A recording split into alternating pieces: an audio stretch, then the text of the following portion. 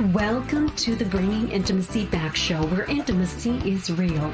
If you desire to intimately connect with yourself, your significant other, children, family, friends, community, and higher power, this show is for you. We explore intimate topics, inspiring life stories, spirituality, and insightful tips on strengthening relationships. The show is hosted by Dr. April and her co-host, Coach K. Let's get this episode of the Bringing Intimacy Back show started. We share with you today the secret power to intimacy to create a life you love or love the life you create. Now, here's your host, Dr. April, and co-host, Coach K. Hey, welcome to the Bringing Intimacy Back show, where intimacy is real. How are you doing, Coach K? I am doing amazing. How about yourself? Good. How was your Thanksgiving? It was good. All I can think about is I don't have any more leftovers. I love food, so that's the only sad part. How about yourself? No, it's wonderful taking the time off to just be with family, and to just relax.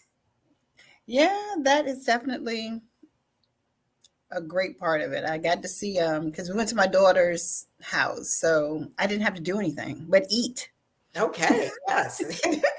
Yeah, and I'm not really a cook at all, so I don't really cook, but everybody in my family does. So being able to share a meal and that kind of stuff. I think holidays bring such an intimate moment. Yes, it really does. Where you can, just lay your hair down and that kind of stuff. Reconnect, yeah. Yep. Yeah. The other thing that I know holidays bring for many people is struggling with depression and anxiety. In fact, December is one of the highest months for suicide because people feel very lonely. Absolutely. I think that the Tuesday before Thanksgiving, I did a quick, I had to do a Tuesday night show, and we did, it's called Who's Home for the Holidays. Right. And I talked about it briefly, that many emotions, whether they are centered around holidays or not, even the passing of a loved one, this time bubbles those feelings that you've suppressed for so long. You just have, because you're off, it's vacation time. You kind of have to sit still a little bit because things are not as hustle and bustle on certain days. So it forces you to face things that you may not be ready to face. Mm-hmm. And I would also say people sometimes have to face their family. Yes. So it brings up, for some people, family trauma and that kind of stuff. Oh, and yeah. It can be very overwhelming. So I'm glad what our topic today is, because there's help out there. Mm-hmm. If you're feeling overwhelmed, if you've got anxiety, if you've got depression, and you're like, I've been trying to maybe talk to my family or friends, and maybe you're not getting that comfort you need or help with the healing process or being able to trust that person. So you're thinking of, well, should I try therapy? Should I try psychotherapy? And today, that's what we're going to talk about. We have an expert coming on to talk about how psychotherapy can be a very intimate type of relationship when you work with a professional, but it's how you select that professional Right. process. Yeah, so I'm excited. We have a special guest today. Her name is Silvia. I'm going to mispronounce it, but she'll correct me later. Dutchevici. So before I really get a chance to talk about her, I just want to talk a little bit about our charity of the month, because we started December, which is a holiday month. And one of the greatest organizations in December is Toys for Tots. Mm-hmm. I'm an approved drop-off location, so I love Toys for Tots. Oh, awesome. You are. Good. Yeah. And it's a great organization, especially here in Florida, in Southwest Florida. There are many families who've lost everything in the storm. So Toys for Tots, it's a way you can donate money so children can get toys, because toys for little ones, it's really important. It helps you develop social skills, and many times the things you play, you end up becoming. I used to play with Barbie dolls all the time, creating stories, drama, and now I'm a therapist. So, Yeah. And being able to receive something feels good. right. Many people are not able to receive. And which also ties back into therapy, because when you're in therapy, you're able to talk, let things off, but also receive feedback. Yes. Yeah. So when we come back, we're going to dive in and talk with our guests. So if you're out there and you've got a lot of stuff going on and you're like, I don't know about counseling, therapy, talking to somebody stranger, please tune in, because that's where we're going to address it. All right, we'll be back in a moment. Life can be overwhelming sometimes. We think we are a burden to others. We think that it's better to hide it and suppress our hurt, but it's not.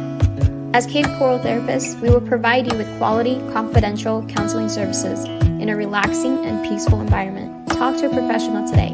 Book an appointment on www.cavecoraltherapist.com or call 239-565-6921. Welcome to the Bringing Intimacy Back show, where intimacy is real. Welcome, Silvia. Welcome. Thank you. Thank you for having me. It's really exciting to be here with both of you and to talk about one of my favorite topics, therapy. Yes. How do you pronounce your last name? Because I messed it up, and so. Oh, it's so difficult. It's Dutchevici, so no worries. Just call me Silvia. Everyone calls me Silvia because otherwise it would be impossible to have a conversation with me. Yes, definitely. So our topic today is about psychotherapy and how it's one of the most intimate relationship. So I love to hear people's definition of the word intimate or intimacy. What is your definition? It's a very interesting question. I think it's about the ability to be authentic with someone and to be seen by someone.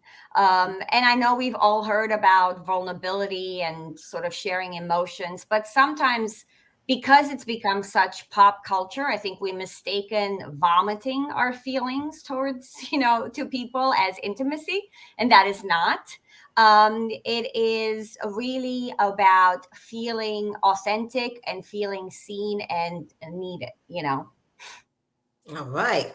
Yeah. Well, guess what? In being seen, we just have our first question that I'm just going to go ahead and start it off. Thank you, JJ George. JJ George asks, can you speak about self-care and unresolved issues?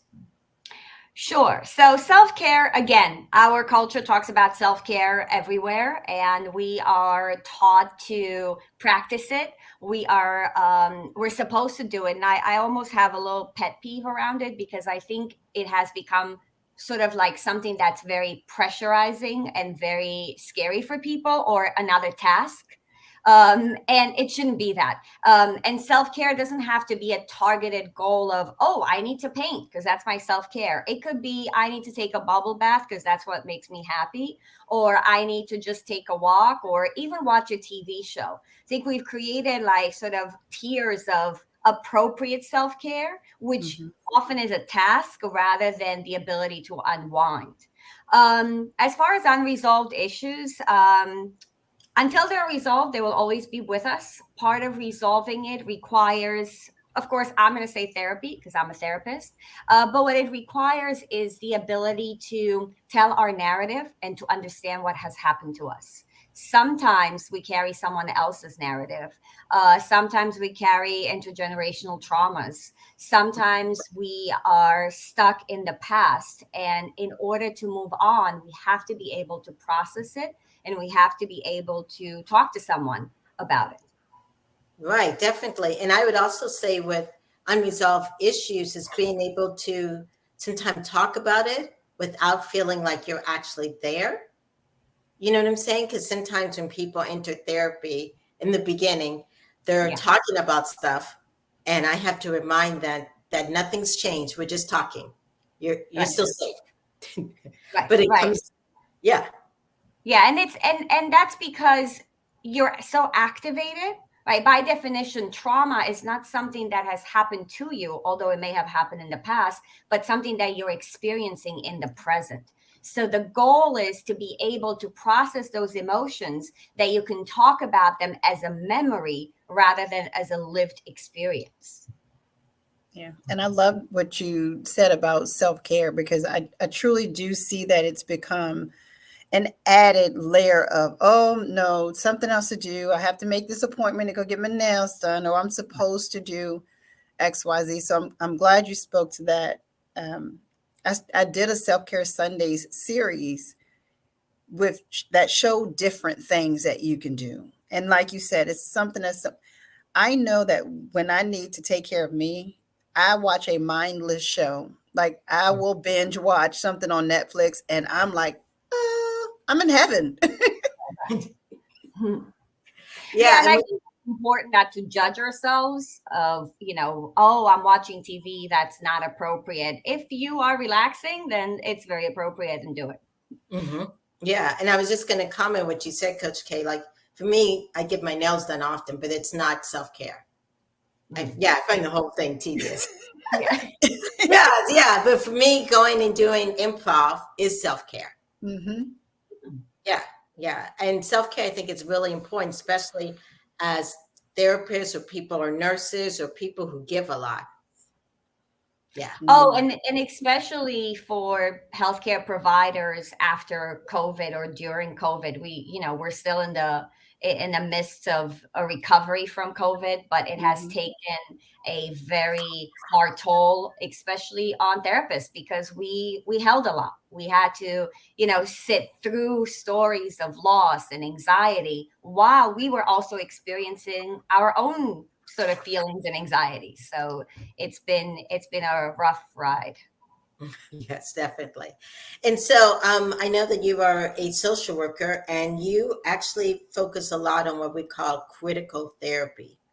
Yes. Yeah. What exactly does that mean? So critical therapy combines, 3 different schools, which is psychoanalysis, critical pedagogy, and liberation psychology. So that's the boring part. The exciting part, or how I came to critical therapy, was because I trained psychoanalytically, so in talk therapy, and to be a good clinician is considered to leave the political space out, to not really sort of analyze how issues such as racism, sexism, and so forth impact and affect your mental health. And then as a social worker, I saw the other part, which is about structural analysis and empowering people to be able to change their environments. Now, what I wanted to do was to make sure that those 2 very different schools of thought talk with each other and come together in the clinical space, in therapy. Because the truth is, mental health wellness is always intertwined and interrelated with our political realities, with our histories, our multiplicity of identities, and our relation to power in society. Right. And I do think just even taking just the one thing of gender, that impacts you in therapy, who you even select as a therapist. If you're a female and you select a male, or if you're trans and you select male or female, or you select the same sex. Yeah. Well, yeah, it impacts whom you select. It also impacts how you show up in the world, and how you show up in that space of psychotherapy. What's interesting to me is that whenever we talk about issues of race, class, gender, and so forth, which are with us all the time, sometimes in unspoken ways, we only talk about it through differences. So the example that you gave around gender, I wonder how many men and people who identify as male end up going to therapy with another male and talk about gender or sexism. And they should, but they might not, because they're like, well, we're the same. It doesn't really impact us, but of course it does. So it's really important that we critically look and analyze our place in society and how it impacts who we are. Right. And I think in therapy, you can learn so much And sometimes it has been so powerful to select a therapist who is opposite you. You know, I had a gentleman who uh, didn't really have a good interactions with Black people. This was way back in the beginning. Okay. And so when he walked in, he didn't know that I was Black. But in the years of working with him, I learned so much. He learned so much. And that took time. Yes. Yeah, and hopefully he has sort of changed some of his perspective, right? Yes. Yeah, he changed some of his perspective. But guess what? I changed some of mine on how a person grows up like that. Right. Yeah. I have more of an understanding. So it was a great thing in that aspect. And I think complicated. Yeah, and I also think that good therapy needs to encompass this type of critical thinking or difficult discussions across genders, across race. So even if ideally, if he came to critical therapy, even if he ended up seeing white male, they would still have conversations about race because we don't live in the bubble. They exist, they impact our mental health, they impact how we show up, and they impact our relationship to privilege. All of us have some sort of privilege, and all of us, can use it for good or bad. As a white woman, right? I have to recognize that I do have that privilege. Now I can use it to help others. I could use it for good, or I could pretend I don't have it and that I'm not helping anyone. Yeah. And I was saying that all of those things that you named have become complicated. And I think it's because they're being acknowledged and explored more, and we're more open to talk about it. Like gender used to be a simple thing, and now it's not. And so knowing that there are places such as therapy where you can go and process it appropriately, because I think a lot of tensions and angers and frustrations in the world today stems around the complication that has come from, it's no longer just this one thing, and it's okay. So being able to sit with someone such as you both in therapist or myself as a coach and walk through that, it matters. Like you with the guy, it opened up a sort of intimacy with you that now opens up an intimacy outside of your office. Right. And this goes back to this idea of why therapy is a very intimate relationship. When people call me for therapy, I say, therapy is the most intimate relationship you end up having with someone. And they're like, what? But it is because there's this one place where you tell one person, ideally, everything. And you really reveal yourself, and you are able to look at your life and reckon with a lot of things in a space with someone that you may not do with anyone else. But I think, one of the problems with our society is that it has taken this word intimacy and sort of commercialized it into either a transactional thing. Like I give you something, you give me something, now we're intimate. And often that's related to sex, right? I remember I said to someone that therapy is one of the most intimate relationship we end up having with someone. And they said, but you're not having sex with your patients. And that was fascinating to me, that we're so ingrained to think intimacy equals sexuality, which it could, but it doesn't. We could be intimate with our children. We could be intimate with our friends. We could be intimate with different people in our lives, but we have lost that. And I think that's because we lost the sense of community, the sense of, being in relationship with others where we're not looking to get something out of them or exchange something. I love you, you love me, I do this, you do that for me, and so forth. Yeah, some of the more happier people in life don't live through the expectation of, and that's why I love me, because I don't expect anyone to do or be anything other than who they are. So if I do something, it's because I wanted to. And I don't expect that if I call you next to ask that you just do it unless you want to. Right. Yeah. And I think it requires, as we've been talking about, is a lot of trust. And many times people have a hard time trusting other people. And what I also see is people have a hard time trusting themselves. Hmm. You know, Well, which and is I a great reason to go to therapy. Yeah, and as I say to people, if you've been betrayed, and most people who end up coming to therapy have dealt with some interpersonal trauma or issue, right? Someone in your life has hurt you, something has happened to you that, is deeply problematic and hurtful. So it is difficult to trust. And I don't think you should trust your therapist right away, because that would not be an authentic relationship, right? Right. When people say, oh, well, I pay you, therefore I trust you, it doesn't work like that, because you pay me for my time. You don't actually pay me for my investment.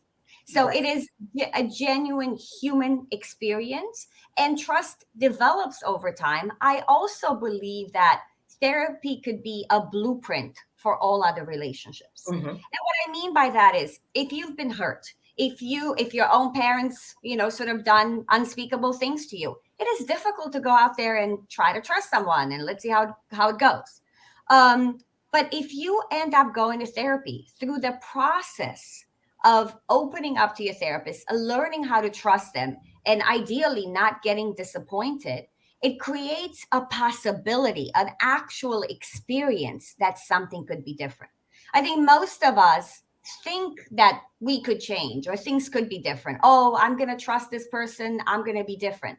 But experientially, if you've never had that experience, it is really difficult to enact it. And therapy is like a playground of trying these things, because as I often say, my intention as a therapist is not to hurt you. And I'm very intentional. So if we could create that space, and if we could get to that place where we have a trustful relationship, then it's so much easier to have one outside in the real world. Right, definitely. Yes. I want to thank QB Kennels for listening. So if there are people out there that are listening, they're like, how do I find a good therapist? How do I even know who I should talk to? Excellent question. I think it is so important to find a person that you jive with and that you match with. However, I also say this: if you end up going to a therapist and every session is great, you always feel validated, you are never challenged, never angry, you either A, don't need therapy, or B, you're not doing the work. So a good therapist is someone that you feel you can connect with, but that will push you and challenge you to really look at those things in your life that are difficult to look at, and also be, empathic in the sense of be present with you to go through those hard moments, right? Because we people heal themselves, right? Just like people empower themselves. We can't do that for anyone, but we can create space and be there with you. And my job, and every therapist that is good out there, our job is to make sure we ask you the right questions, because you ultimately have the answers. Mm-hmm.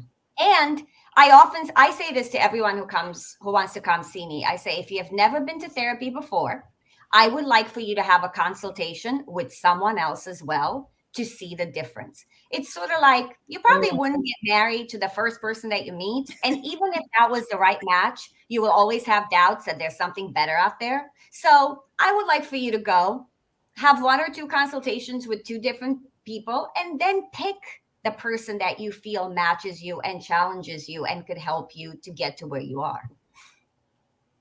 I like that you said that, because I do feel like some people's like, all right, I pick you, and after about 3 weeks, if it just seems stagnant, because you're the transparent best friend at this point.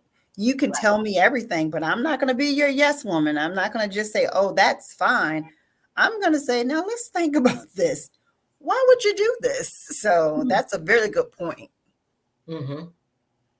Yeah. And it also, like you said, models what they should do. Mm-hmm. Right. Yes. Yeah, and it opens up the possibility of something different. I think it's not only that you learn how to have a relationship with another person, you also learn how to create spaces that other people can interact with you differently, and I think that's really important. Right. And it's also important for people out there listening to be okay to share. Sometimes people worry about, oh my gosh, is that going to really affect the therapist? Right, But right. yeah, but we're trained to hear those things. We are trained, and I'm going to be a little different than most therapists. I do think it should affect us to some degree. Not the fact that we go home and we cry and we can't function. That means that clearly we have some unresolved issues that are triggering for us. But it's a human experience. We hear these stories, and I say I live with my patients because we share moments together. We hear horrible stories sometimes, and then we also see the transformation of a person that you've seen sometimes for a few years, and then you see how they're in a better place. So it does impact us in a very human way. And again, I think that that's also important for people to hear, because sometimes we tend to create this myth that therapists are not people, and that seems okay because it's sort of like, well, it doesn't affect you. But if we're not people, then it's not really a genuine human experience. Right, that's true. And then it's very different. This is one of the reasons also, that I created critical therapy, where, we have different stages of how our relationship looks like with our patient, but especially at some point in the treatment, it is a more collaborative space. The reason I wanted to do that was because in traditional therapy, people come and talk about themselves, and then they keep talking about themselves, and then therapy ends and they feel healed, and parts of them are, and then wow, they don't know how to have a healthy relationship, because nowhere else in any other relationship can you just talk about yourself. Right. Yes, yeah, you're right. And I'm glad that you mentioned over years, because there's some insurance and healthcare and a variety of other stuff that feels like therapy needs to be, 6 weeks, 2 weeks, bing, bing, bang. Yeah, and that is because of insurance, and it's because of our, sort of the monopoly that the insurance companies have over health decisions, right? They really make the decisions for us, unfortunately. Right. And as I often tell people, it took you 20, 30, 40 years to get here. I don't think we could get to it in 3 months. Right. And also because most people in the beginning, they're on their best behavior, and everything's great, and then 6 months in, you really get to the root of the issues.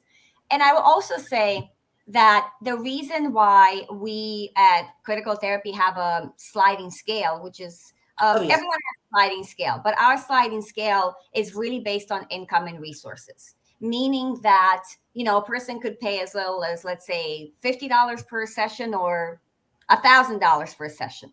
The reason we do that is, well, there are many reasons. The first one, which relates to this idea of health insurance, is that we wanted to make sure that good therapeutic services are also affordable. Oftentimes they're not. Right. People who end up getting good therapy and could spend years analyzing their lives and heal are not usually people who are less affluent. But we wanted to make sure that we see people from all walks of life. And what we did is we basically have people who have money subsidize for the people who don't have money. Right. And so that's the sort of political, quote unquote, reason. But there's also a deep psychological reason. One of the things I discovered is that our relationship with money is very complicated. It hides a lot of things, because money hides a lot of things. And to have these conversations in therapy is therapeutic. Moreover, especially for affluent people, they never really get to explore their feelings around money because they don't get to talk about money. If you think about it, especially in therapy, who talks about money? People who does not have money, because they need to negotiate the fee, ask about the insurance. Whereas in usual therapy, if your fee is, let's say, $200 or whatever, a person who has money pays you, and we never approach this topic again. And I think there's something that we're missing in how one sees themselves, in one's relationship to power, to privilege, to shame. A lot of affluent people have shame around their wealth. Instead of using it for good, they try to pretend they don't have it, which is not helping anyone, and so forth. Yeah, wow, that was powerful what you just said. Yeah, and it also makes me think about some of my clients, because sometimes we don't talk about money, unless it's, I deal with couples, unless it's in a couple relationship. But yeah, but this is a great thing that you mentioned, and it's a safe space. Yeah, and also it's and money is a good example of this. Sometimes what we think we believe is not what we actually believe or live our lives, right? So I've had a lot of people who are like, yes, I really believe in income redistribution and I want to give to charity. And then when they're sitting in that chair and we're talking about paying $1,000 a session, they're like, whoa, that's like a lot. What's happening here? Right? Because we theoretically it sounds good, but when you actually viscerally have to live those politics, that's a little different, It's different. I had a potential client call and ask, because they were on the website, and I went through the rundown of, calls, and they laughed and said, "Are you kidding me?" Right? And I was like, no. that's the value and the worth. It's pretty sure less than a divorce attorney. So you can weigh your options there. Yeah, and I feel like that speaks to our society's lack of respect for mental health, right? I mean, I don't know a lot of people who end up going to a heart surgeon or a knee doctor and saying, "What? You charging me that for the surgery?" No, I don't think so. I'm going to find someone cheaper, right? But because we value our physical health and we've been taught that it's important. We say we value mental health, but the insurance companies does not really reimburse at the same rate that they reimburse a psychiatrist or a medical doctor. Our patients don't feel like they should be spending on therapy, and I think it's because deep down we don't really value it. Right, because you can't see it. Right, or even the states, they don't pay much for help for mental health and that kind of stuff. Right. Yeah. Well, Silvia, this has been awesome. So if people out there listening, how can they find you? And of course, let's talk about your great book that you wrote on critical therapy. Where can they find the book? Thank you. So the book is Critical Therapy, Power and Liberation in Psychotherapy. It is everywhere you want to find it, which is Amazon, Barnes & Noble, some local bookstores as well. If you go to our website, which is criticaltherapy.org, you'll find all the resources. You'll find what we do. You'll also find stuff about the book and where you can get it. Wow. Well, thank you so much. And thank you for providing services for people who may not be able to afford it. Yes. Yes. Yeah. Oh, thanks. Yeah, that's so important. One of the things I wanted to do is it's twofold. I wanted to make sure that I provide services to people who couldn't afford it, but I also wanted to make sure that the clinicians who work with us, the psychotherapists, have a living wage. Right. And I don't mean a minimum wage, right? And that's been the problems, especially social workers and therapists, is that they end up working in these agencies where they're doing the good work because they're working with low-income folks, but they get burned out because they're not making enough money. They can't afford to, get a bigger apartment, start a family. And all of a sudden they feel, oh, well, I can't do this. And then they either get out of the profession or sell out, quote unquote. As long as we have this dichotomy of doing good work means you're poor, doing sellout work means you're affluent and rich, the system will never change. So we need to make sure that we can do good work and also have a sustainable life, work-life balance, and really feel that we're helping people and do both, which is we could do the good work and we could also have a decent life. Right. And I also want to thank you for letting the audience know that you can come into therapy and not only just talk about your anxiety symptoms, but you can talk about race. You should talk about money. Talk, of course, about sex and other difficult topics, religion. This is the space. Yes. And it's because those issues you may not be aware of it at first, but they're always interrelated.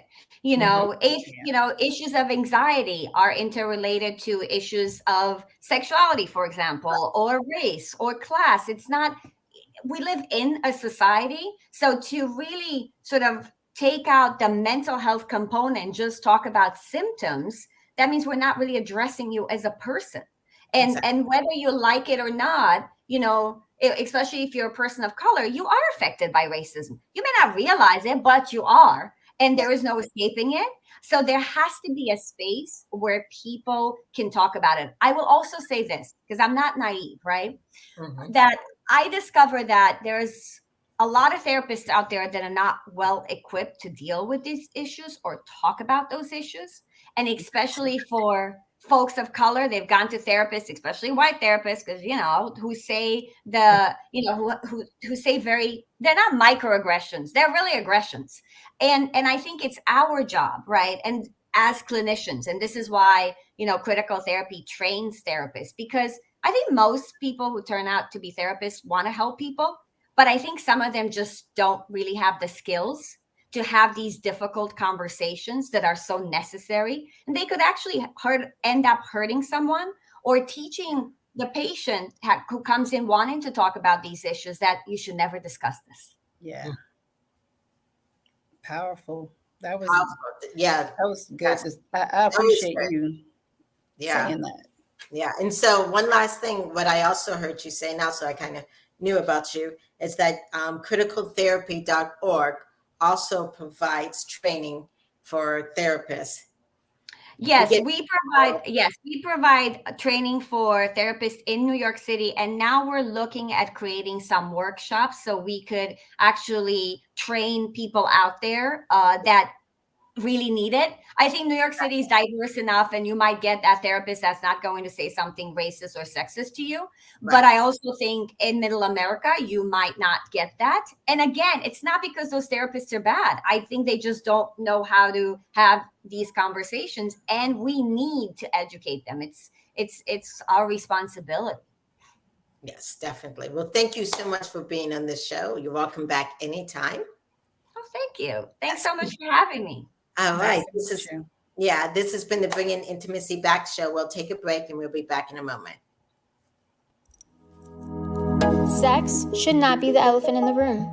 The fourth ebook of the Improving Intimacy book series, From Bringing Intimacy Back, It's All About Sex, helps you navigate every which way you can tend to your sex life. Pulling out all the stops, dive into the sensual read about sex toys, silky linens, and date nights. Improving Intimacy, It's All About Sex is available on Amazon, Kindle, Audible, and paperback. Search Dr. April Brown on Amazon to view all her books on improving intimacy for yourself, spouse, and more. Welcome back to the Bringing Intimacy show, where intimacy is real. Wow, that was so powerful. Oh, yes. Great words of wisdom and transparency. That is everything. That transparency is, I love transparency, if you can't tell. So for people out there listening and they're saying, what is she talking about in the sense of the transparency? It's that I'm not going to hide behind, I don't want to hurt anyone's feelings. Right. I'm not going to hide behind, I'm worried about what you may think of me. I'm going to speak. It's honestly, to me, it's bigger than the truth, right? Because it's an entire being. So yeah, understanding that transparency is everything, is your authentic naked self in words. Right. And I'm just thinking as she's training other therapists. Yes. You know, which is great. And so it's one of those things when you're looking for a therapist, you know, if you see a therapist that has this type of training, you know that they can show up and provide a space, that they will be authentic, transparent, and a space for you to be that way too. Absolutely. Yes. I would definitely pick one of those trained therapists any day. Right. So what's coming up in a couple of weeks? We have some great shows coming up. So on next week, December the 8th, we have Becoming Your CEO Self with Confidence. And that's going to be with Coach Antoine Billboard. And then on December the 15th, we have LGBTQIA plus kink communities and intimacy with Wesley Toma. And then on the 22nd of December and the 29th of December, we are going to bid you a happy holiday and a welcoming of the new year, because we're going to take some time away from the show to allow you time with your families and self. Yes, definitely. Well, this has been the Bringing Intimacy Back show. If you like it, please like us on Facebook, Twitter, Instagram, and definitely, as our topic was today about the intimacy of psychotherapy as one of the most intimate relationship, definitely check out criticaltherapy.org. If you missed out any of this, or if you want to check her out and her staff, we will see you guys next week. This has been the Bringing Intimacy Back show. See you guys later. Bye. Bye, everybody. Thank you for listening to today's episode of Bringing Intimacy Back, where intimacy is real. You can also find us at bringingintimacyback.com, LinkedIn, Facebook, Instagram, Twitter, and YouTube. Dr. April Brown's 7-book series, Improving Intimacy, is now on Amazon. We'll see you next Thursday at 3:30 p.m. Don't forget to follow, share, and subscribe.